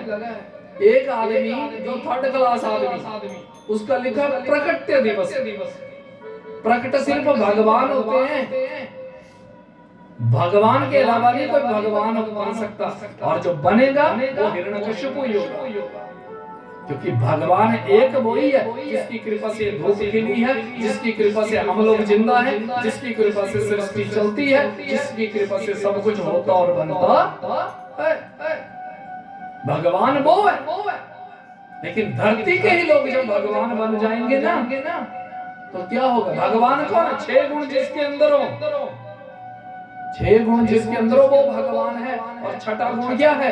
कि लक्ष्मी जिनके पैरों में रहती है, नारायण के चरण दबाती है लक्ष्मी भी। हाँ, और ये जो दुनिया के भगवान बने हैं ना, ये लक्ष्मी के पीछे दौड़े। इसलिए देखो, भगवान वही है जिसकी कृपा से हम लोग जिंदा है और जिनकी कृपा से सृष्टि जिंदा है, वो परमात्मा है। ऐसे ही बोला इस संडा अमारक ने सिखाया कि संसार को चलाने वाला, संसार को बनाने वाला कौन है? भगवान। और वो भगवान है हिरण्यकश्यप। जैसे ही कहा, सुबह जब हुई, रात जब हुई, तो प्रहलाद कहने लगा, जो सहपाठी थे ना उनके, बोले गुरुजी ने कहा है जो पढ़ाया है वो कल सुनूंगा मैं। क्योंकि पहले 1-2 दिन तो स्कूल का ही परिचय होता है। ये माननीय प्रधानाचार्य हैं, यहाँ से इनकी मान्यता है, इतनी बड़ी डिग्री है। ऐसे ही बोला संडा अमरक ने जब बच्चों को पढ़ाया, तो प्रहलाद कहने लगे साहब कि कल गुरुजी सुनेंगे,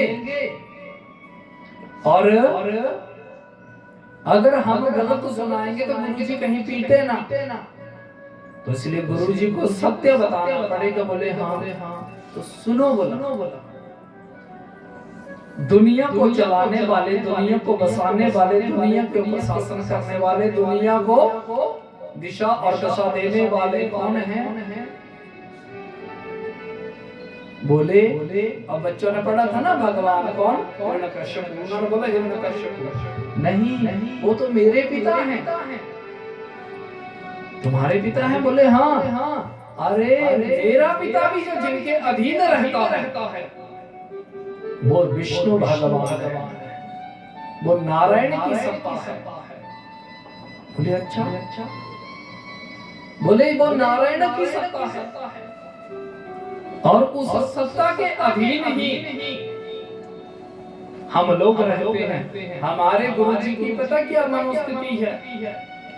बोले हमको ऐसे पढ़ा रहे कि बच्चों अगर प्यास लगी है ना और कुएं के पास खड़े हो ना तो ये बोलना चाहिए कि बाल्टी से पानी निकालो और पानी निकाल के अपनी प्यास बुझाओ। लेकिन गुरुजी बोलते हैं कि बाल्टी से पानी मत निकालो, कुएं में छलांग लगा दो। बोलो बोले हमारे गुरु की वो स्थिति है। और इस प्रकार प्रहलाद ने बच्चों को पढ़ा दिया कि सबके मालिक कौन? भगवान। सुबह जब हुई तो गुरुजी कहने लगे वत्स प्रहलाद, बेटा प्रहलाद। बोले हाँ। हे कुल नंदन प्रहलाद, बताओ तो बेटा, गुरुजन जानना चाहते हैं, गुरुजन जानना चाहते हैं कि इस सृष्टि को चलाने वाले कौन है, और सच बताना बोला। वत्स प्रहलाद भद्रं ते सत्य कथाए मामृषा। जब इस प्रकार से पूछ लिया तो प्रहलाद ने क्या बोला कि हे गुरुजी, विमोहित धियां दृष्टि तस्मै भगवते नमः, कि मेरी दृष्टि के अनुसार वो भगवान विष्णु हैं जो इस सृष्टि को चलाते और बनाते हैं। अच्छा, जब इस प्रकार से बोला तो डांटा, अरे कोई है तो इधर से बैंत लाओ, बैंत यानी सोठी लाओ, डंडा लाओ, और भय दिखाने लगे। जब भय दिखाने लगे और भय दिखाने लगे तो कहा कि प्रहलाद को उन्होंने डांटा, साधीनो राज्य सेवका। इस प्रकार से डांटने के बाद, दंड लाने के बाद उनको डराया गया और फिर दोबारा वो सिलेबस पढ़ाया गया। बोले हिरण्यकश्यप भगवान को पाने के, भगवान को प्रसन्न करने का तरीका क्या है? बोला उनकी बात मानो और उनकी शरणागति कर लो। मतलब जबरदस्ती थोपना किसी चीज को। सांझ हुई तो रात को बच्चों को पढ़ाने लगे कि बच्चों भगवान को पाने के कितने तरीके बताए। बोले 2 तरीके बताए कि उनकी शरणागति करो और उनको क्या मान लो? भगवान। प्रहलाद कहने लगे अरे नहीं, भगवान को पाने के 9 रास्ते हैं। श्रवणम कीर्तनम विष्णु स्मरण पाद सेवनम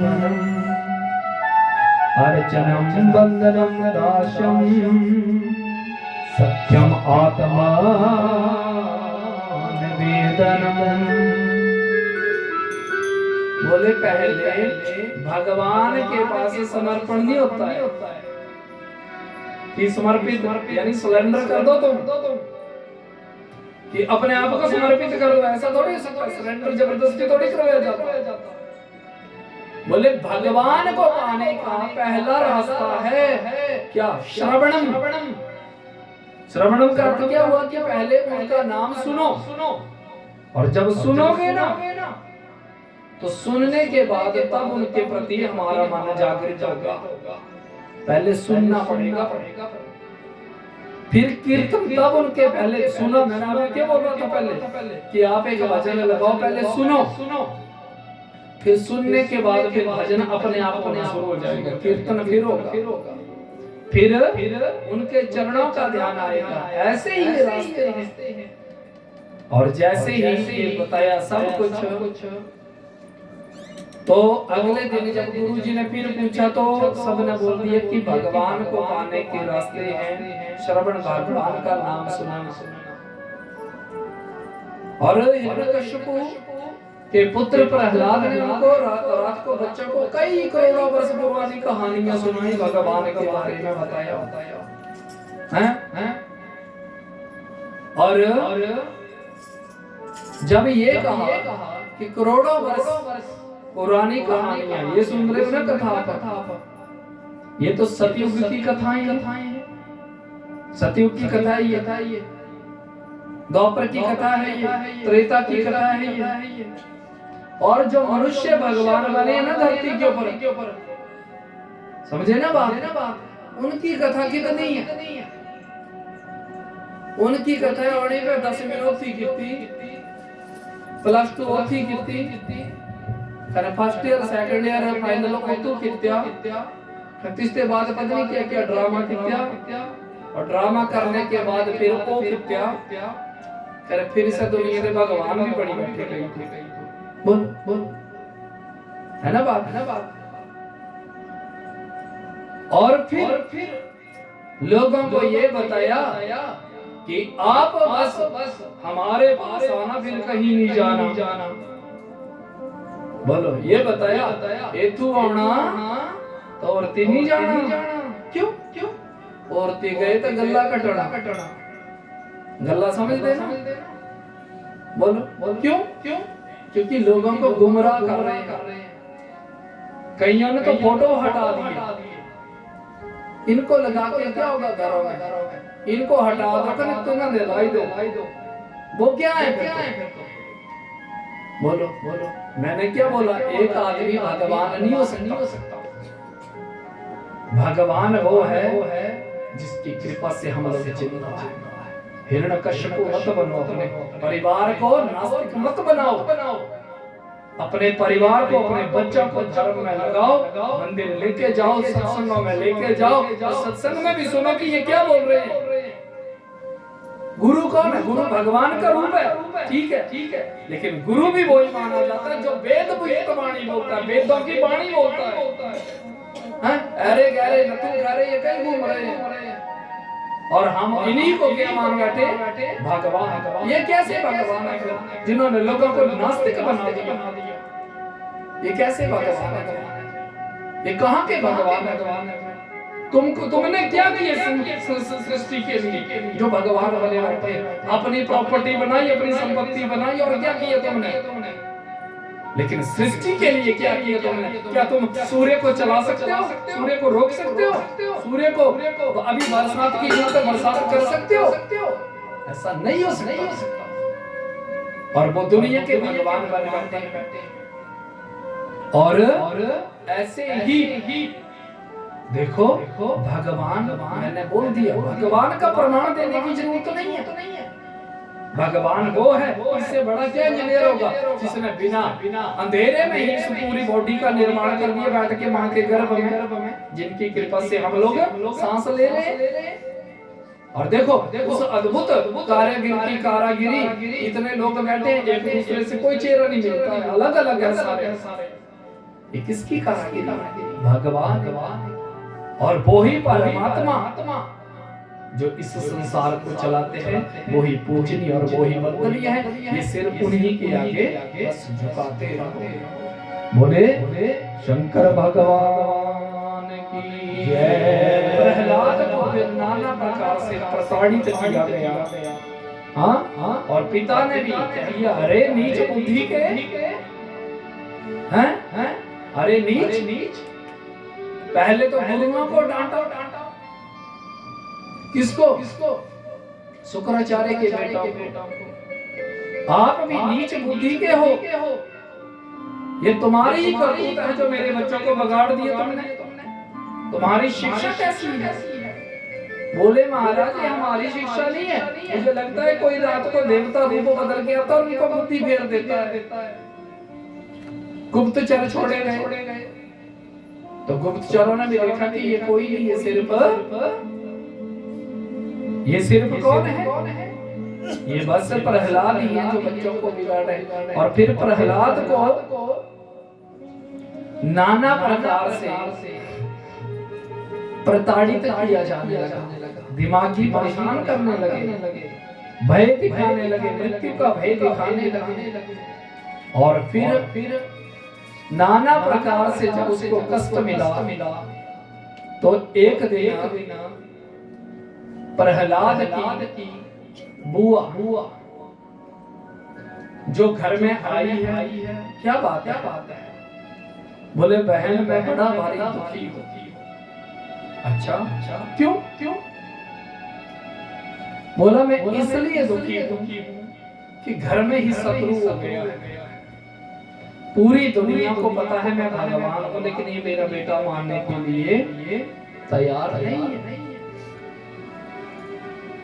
सुन मेरा एक काम कर दे। बोलो कि मैंने इसको जल में भी डुबोया, बच गया। पहाड़ से भी फेंका, फिर भी बच गया। नाना प्रकार का भय दिखाया, तब भी बच गया। मेरा एक काम कर दे।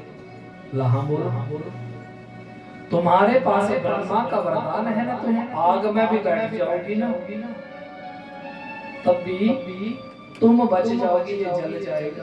तो तुम ऐसा कर दो, मेरा काम आ रही है ना होली, अब 24 तारीख तो ये होली क्या है?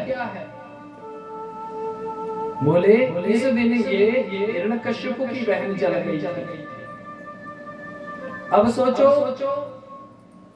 कि अगर इसने प्रहलाद को मारने का प्रयास किया भगवान के भक्त को, तो ये क्यों मनानी है? ये भी बात है ना। तो इसको क्यों मनाया जाता है? ये पर्व क्यों है? इसको वरदान था, इसके पास लोहे की चद्दर थी ब्रह्मा की, ये आग में भी बैठ जाएगी ना, तो वो चद्दर इसके लिए कवच बन जाएगी।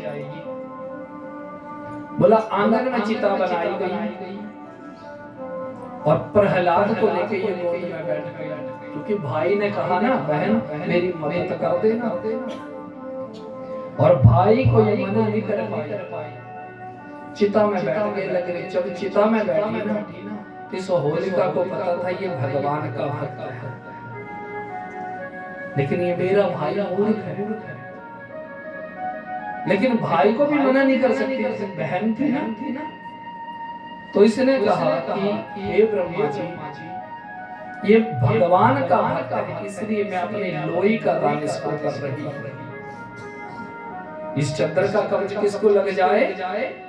इस प्रहलाद को लग जाए, और बदले में चाहे मेरे प्राण चले जाए। और देखो अपने लोई का दान कर दिया, आग लगाई, होलिका जल गई और प्रहलाद बच गए। तभी तो होली जिसने भक्त को बचाने के लिए अपने प्राण दे दिए, ये पूजनीय और वंदनीय हो गई।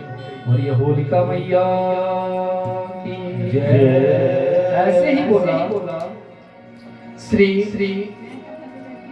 सुत जी महाराज कहते हैं कि हे सौनकादि ऋषियों, फिर एक खंबा गर्म किया गया, और खंबा जब गर्म कर दिया गया तो प्रहलाद को पकड़ करके लाया गया। और जैसे ही प्रहलाद को पकड़ करके लाया गया, तो प्रहलाद को पकड़ के जब लाए तो प्रहलाद आए। तो प्रहलाद को जब पकड़ा तो सामने वो खंबा खड़ा किया, खंबे के खड़ा कर दिया। हिरण्यकश्यप बड़े गर्व से और गंभीर होकर कहने लगा, अरे मूर्ख, तूने मेरा जीना मुश्किल कर दिया है।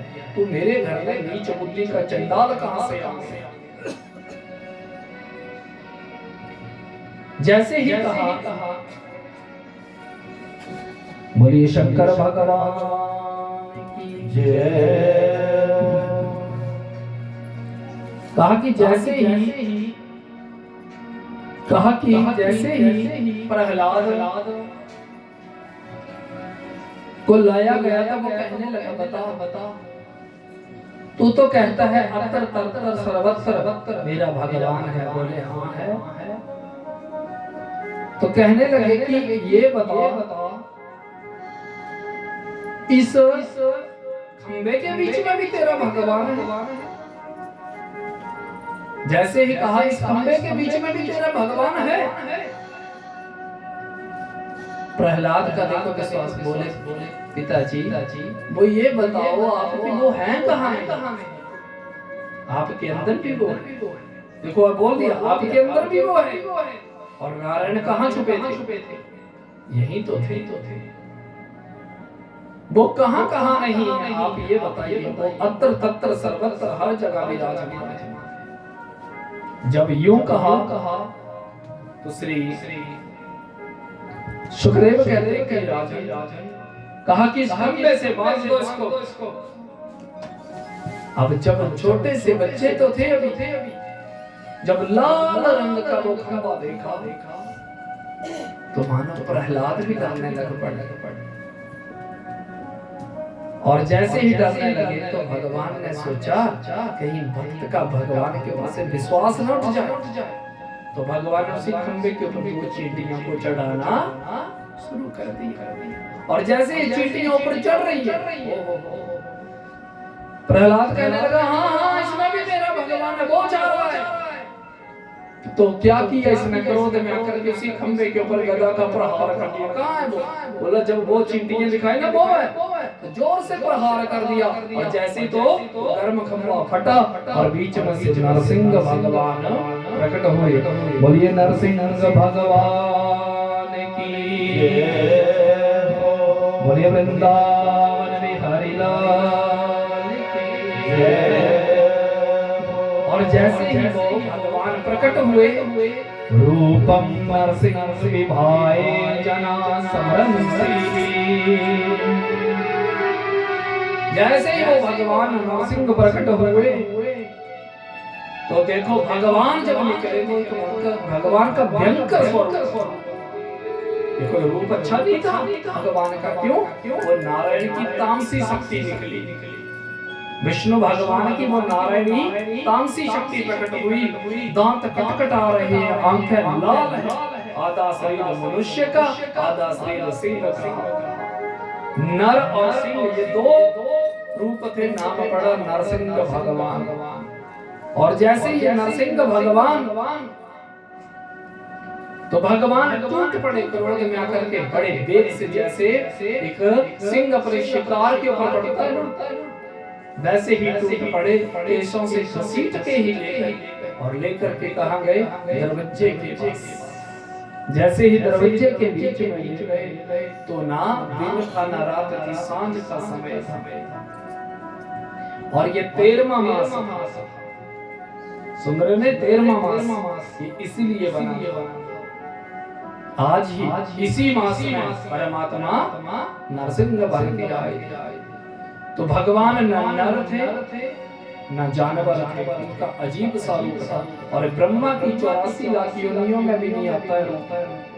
ऐसे ही भगवान न अस्त्र उनके हाथ में न शस्त्र था। बड़े बड़े नख और देखते ही देखते उन्होंने गोद में उठा लिया और दोनों हाथ से नरसिंह भगवान ने बीच में से उसकी छाती को ही चीर दिया।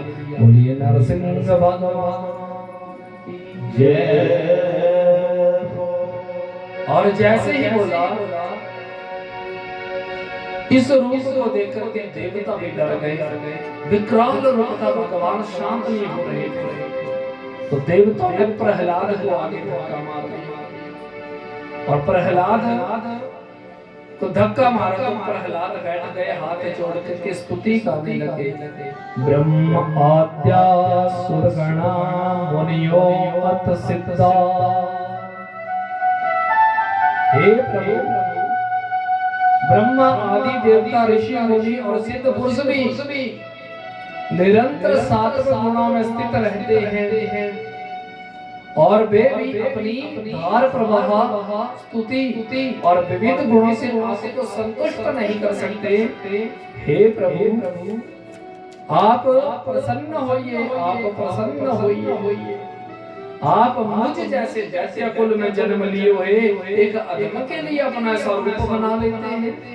हे प्रभु आपकी जय हो, आपकी जय हो।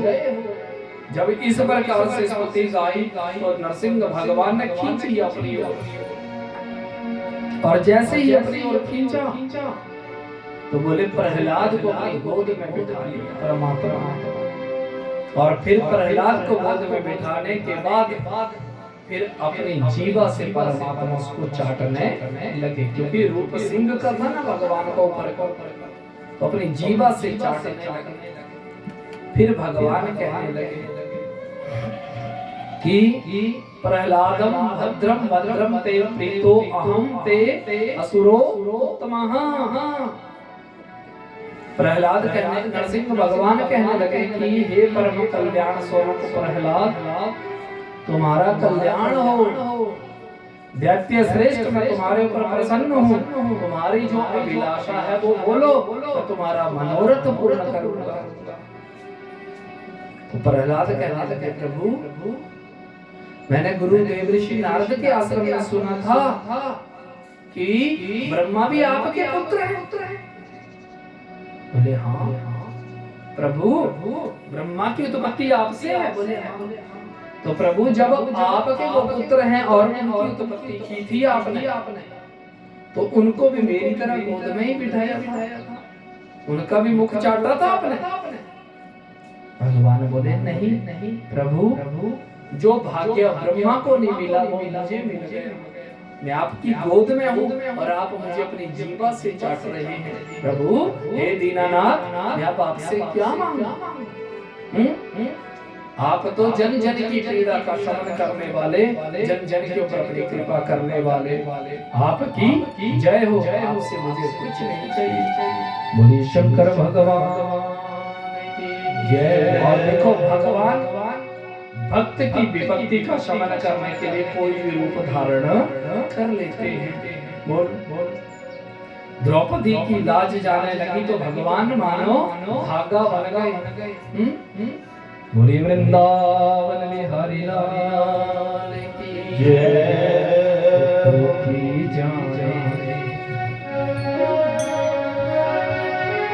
की जाने सांवरिया की दुखड़े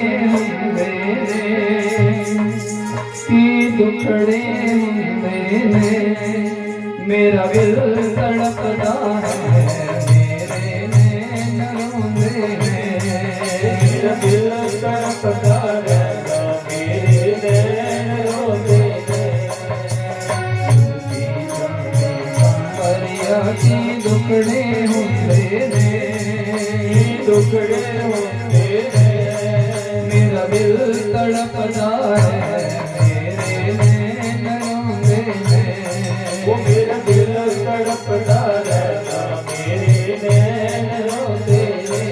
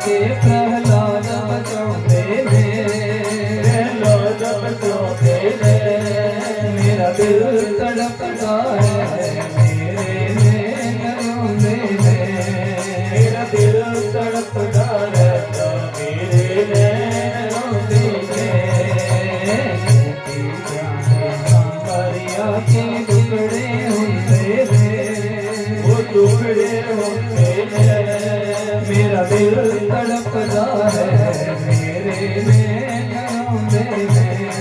मेरा दिल तड़पता है, मेरे नैन रोंदे हैं।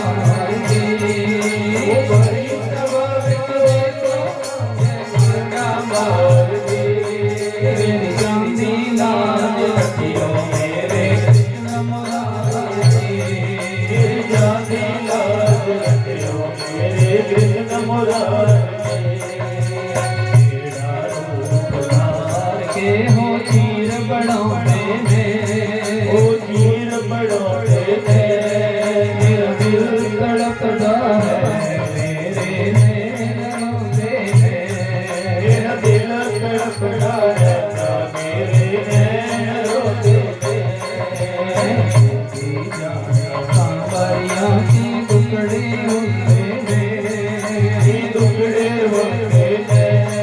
मेरा दिल तड़पता है, मेरे नैन रोते हैं। मेरा दिल तड़पता है, मेरे नैन रोते हैं।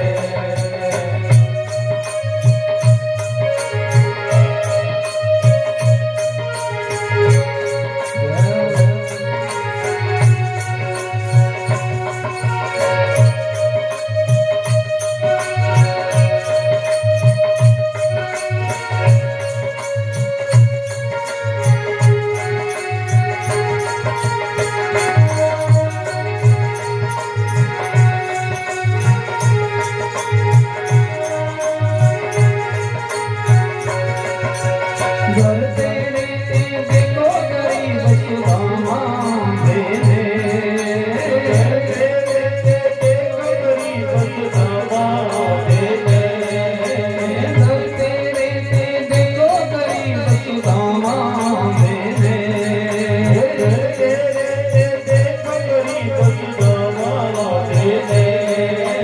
कल विचों में को मालो मान पनोंदे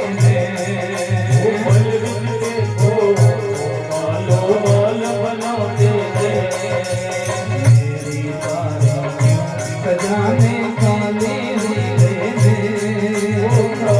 होते हैं, मेरा दिल तड़पता है, मेरे नैन रोते हैं। मेरा दिल तड़पता है, मेरे नैन रोते हैं।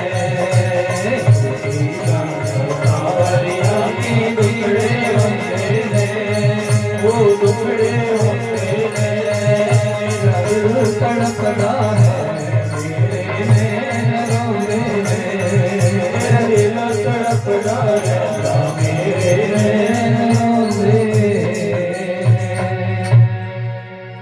बोलिए नरसिंह भगवान।